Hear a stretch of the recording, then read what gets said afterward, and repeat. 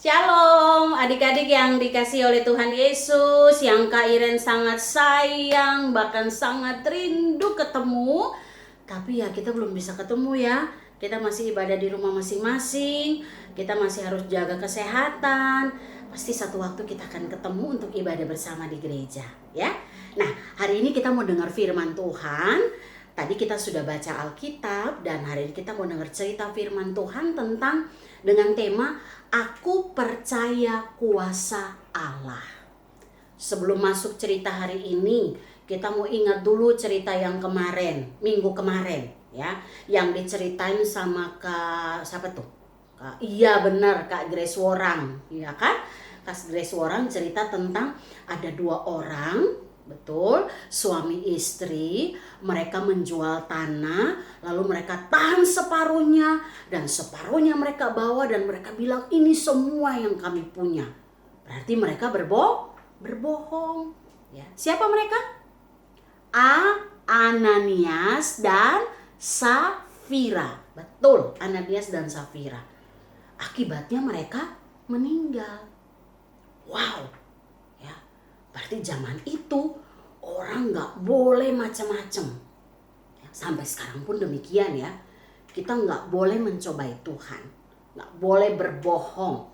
Akibatnya adalah kita mendapat hukuman.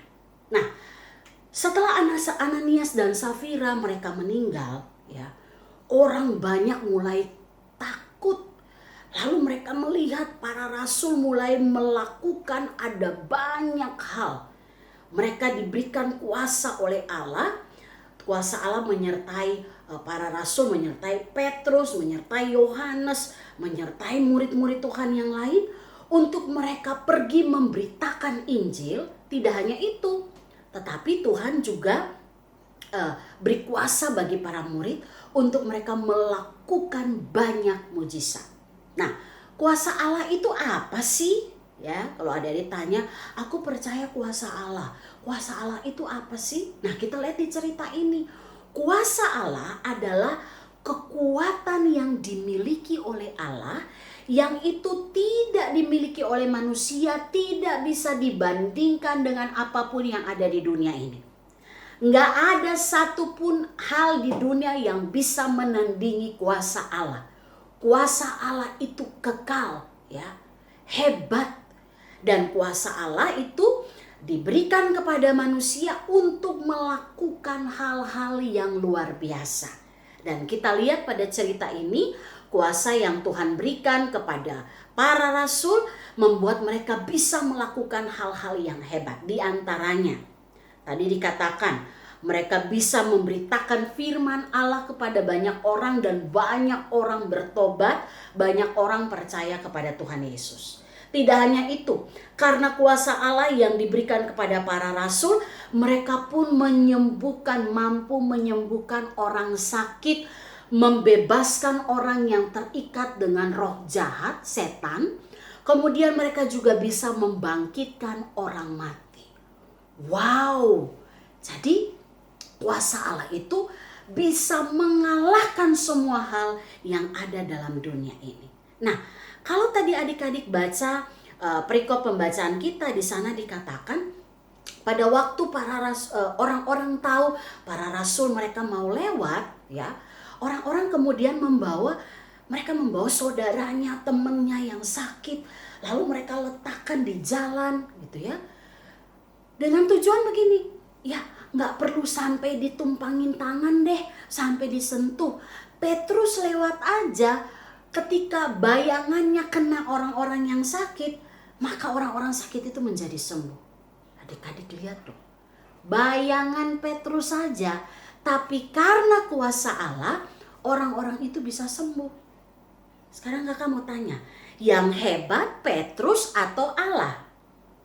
Betul, yang hebat adalah Allah. Kuasa Allah itu diberikan kepada Petrus dan dia bisa melakukan banyak hal yang hebat. Petrus dan juga teman-temannya yang lain. Nah, semua hal yang hebat, semua hal yang luar biasa dilakukan para rasul membuat banyak orang kagum. Tidak hanya kagum, Tapi mereka percaya kepada Tuhan dan mereka mulai mengikuti para rasul. Nah, tapi adik-adik, ada sebagian orang yang tidak suka melihat hal ini. Dikatakan tadi dalam perikop pembacaan kita, mereka adalah imam-imam besar dan para pengikutnya. Imam besar itu orang yang bisa dikatakan mereka punya kedudukan, mereka punya posisi penting. Mereka orang-orang yang dihormati banyak orang saat itu. Nah, mereka ini gak suka. Kenapa? Tadi dibilang begini, karena mereka iri melihat para rasul dipuja, mereka hebat dan melakukan banyak hal yang luar biasa. Hanya karena iri hati, banyak orang mengagumi para rasul. Nah, adik-adik, kakak mau tanya, iri hati itu baik nggak? Ya, oh, anak Tuhan pasti tahu jawabannya. Iri hati itu sangat tidak baik. Kenapa? Karena orang yang iri hati, dia pasti punya rencana-rencana jahat, dia pasti melakukan hal-hal yang jahat. Dan itu dilakukan oleh imam besar dan pengikut-pengikutnya saat itu. Waktu mereka gak suka ada banyak orang mengikuti para rasul, yang mereka lakukan adalah mereka tangkap Petrus dan teman-temannya. Kemudian dengan tuduhan-tuduhan segala macam, mereka masukkan Petrus dan teman-temannya di dalam penjara. Supaya apa? Supaya tidak lagi bisa beritakan firman tentang Tuhan Yesus, supaya tidak lagi bisa melakukan mujizat dan tidak lagi dikagumi oleh banyak orang. Nah, adik-adik, kalau orang ada dalam penjara itu kan bukan pintunya kebuka. Yang ada, yang disebut penjara itu ruangan yang kecil, ya, nggak ada apa-apa, tidurnya juga di lantai, ya. Kemudian biasanya pintu penjaranya itu digembok kenceng sekencang-kencangnya. Jadi kalau bisa nggak bisa dibuka, ya namanya juga dikunci kan, pasti nggak bisa dibuka, ya. Dan itu yang terjadi kepada para rasul ketika mereka dicebloskan ke dalam penjara. Pintu penjara itu dikunci rapat dan mereka tidak bisa melakukan apa-apa. Tapi lagi-lagi karena kuasa Allah. Karena apa adik-adik? Karena kuasa Allah. Apa yang terjadi waktu malam hari? Tuhan menyuruh malaikat Tuhan untuk membuka pintu penjara. Ya, malaikat dengan kuasa Allah dia membuka pintu penjara, buka gemboknya. Dan akhirnya pintu itu terbuka dan dia membawa para rasul keluar dan memberi pesan kepada mereka. Pergilah ke bait Allah dan beritakanlah seluruh firman yang hidup itu kepada banyak orang. Artinya kuasa Allah itu menuntun kita semua untuk melakukan pekerjaan-pekerjaan yang baik yang Tuhan mau untuk kita kerjakan. Tuhan mau para rasul menyatakan kuasa Tuhan kepada banyak orang, ya. Dan akhirnya mereka pergi dan mereka mulai memberitakan firman. Nah, apa yang terjadi selanjutnya adik-adik? Waktu imam besar dan para pengikutnya mereka datang ke penjara, mereka lihat dan mereka terkejut karena rasul-rasul itu tidak ada lagi. Kenapa? Karena malaikat sudah membuka pintu dan mereka keluar. Itu semua yang namanya mujizat, ya. Dan mujizat bisa terjadi kalau kuasa Allah bekerja atas hidup kita. Wow, begitu hebatnya, begitu luar biasanya penyertaan Tuhan bagi anak-anaknya, bagi para rasul. Nah, adik-adik, kita bisa melihat dari cerita ini, ya, kita bisa tahu, kita bisa ngerti, oh iya, berarti Tuhan itu selalu menyertai, Tuhan selalu melindungi orang-orang yang dikasihi oleh Dia. Nah, pertanyaannya, siapakah orang-orang yang dikasihi oleh Tuhan? Ya, kalau dalam cerita ini jawabannya adalah para rasul. Kenapa? Karena mereka hidup benar. Mereka melakukan apa yang diperintahkan oleh Tuhan. Jadi Tuhan menyertai, Tuhan melindungi orang-orang yang Ia kasihi, yaitu orang-orang yang melakukan kehendak Tuhan. Sekarang kakak mau tanya, adik-adik dikasihi oleh Tuhan enggak? Iya pasti. Karena Kak Iren tahu adik-adik sekolah minggu GKU Bintaro itu top semua, hebat semua. Semua taat pada firman Tuhan. Betul kan? Oh benar ya. Jadi semua anak yang hebat. Sehingga kita tahu bahwa adik-adik juga dikasihi oleh Tuhan. Adik-adik juga mengasihi Tuhan. Maka yang akan kita alami adalah kalau kita dikasihi Tuhan, kalau kita melakukan pekerjaan, kita melakukan perintah Tuhan, maka Tuhan menyertai dan melindungi kita. Nah, sehingga kalau dibilang kita mengasihi Tuhan, berarti kita harus melakukan apa yang Tuhan kehendaki. Misalnya Tuhan bilang begini, jangan iri hati. Berarti kita boleh iri hati enggak? Ada kata jangan, kita enggak boleh iri hati. Nah orang yang kayak begini pasti dikasihi oleh Tuhan. Tuhan katakan kamu harus hidup saling tolong menolong. Hidup kakak dan adik harus saling berbagi, harus saling sayang, bukan saling lawan. Ya, Kak Iren dengar loh ada kakak adik yang suka berantem. Ya, hari ini firman Tuhan bilang kalau kita mau disayang Tuhan, disertai, dilindungi Tuhan, harus saling sayang, bukan saling lawan. Ya, nggak boleh menghina teman, mengejek teman, harus menghormati orang tua, tidak boleh berbohong, tidak boleh mencuri, dan masih banyak perintah Tuhan. Dan firman Tuhan katakan, kalau kita melakukan perintah Tuhan, maka Tuhan akan menyertai dan melindungi hidup kita.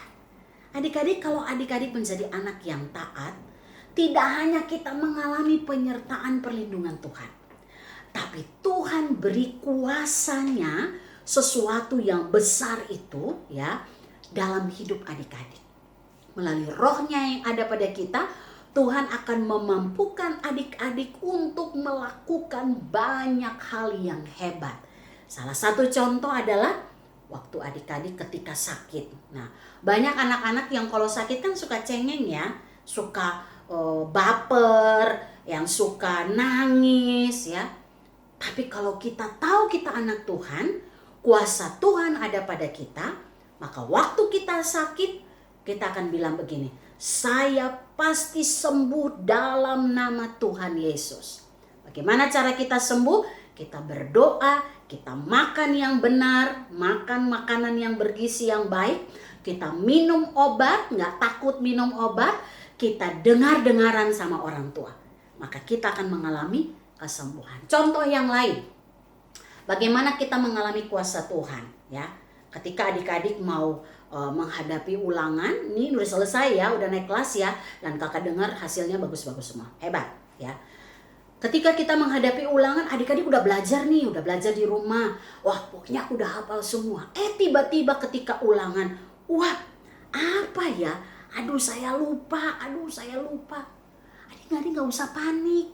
Ingat, saya anak yang dikasihi Tuhan. Tuhan pasti menyertai saya, Tuhan pasti menolong saya. Adik-adik berdoa, Tuhan Yesus, saya tidak bisa kerja. Tuhan Yesus tolong saya sudah belajar tapi saya lupa. Percayalah Tuhan pasti tolong. Amin ya. Tapi nggak begini, nggak pernah belajar, main game mulu, main HP mulu, nggak pernah bikin mengisi otak kita dengan pelajaran, lalu dengan PD-nya datang ke sekolah, lalu bilang, aku ulangan, aku nggak perlu belajar, ada kuasa Tuhan, saya pasti dapat nilai bagus. Nggak bakal, ya, karena anak yang nggak belajar itu nggak taat, nggak lakukan perintah Tuhan.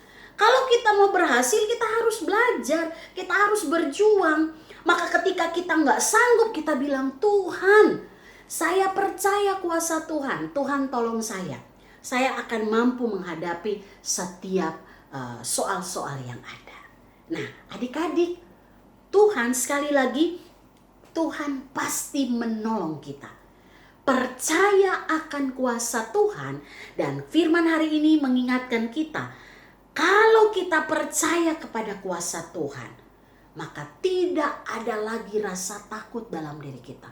Mau bikin apa-apa takut, mau ini takut, mau itu takut, takut gelap, takut setan. Ingat loh, Para rasul bebaskan orang-orang yang terikat dengan setan karena kuasa Allah.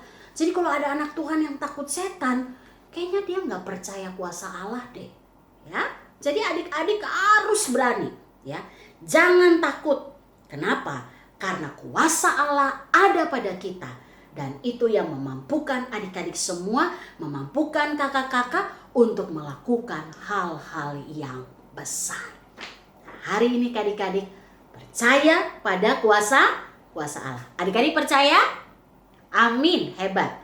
Kakak percaya adik-adik ke depan akan menjadi anak-anak yang taat, takut akan Tuhan, berhasil dalam segala sesuatu, dan menjadi berkat bagi banyak orang. Tuhan Yesus memberkati adik-adik. Yuk kita berdoa. Terima kasih Tuhan Yesus yang baik, kami sudah mendengarkan kebenaran firman Tuhan. Ajarkan kami Bapa untuk kami boleh menjadi anak-anak yang percaya akan kuasa Tuhan. Kami tidak takut menghadapi apapun karena kami tahu Tuhan menyertai dan Tuhan melindungi kehidupan kami.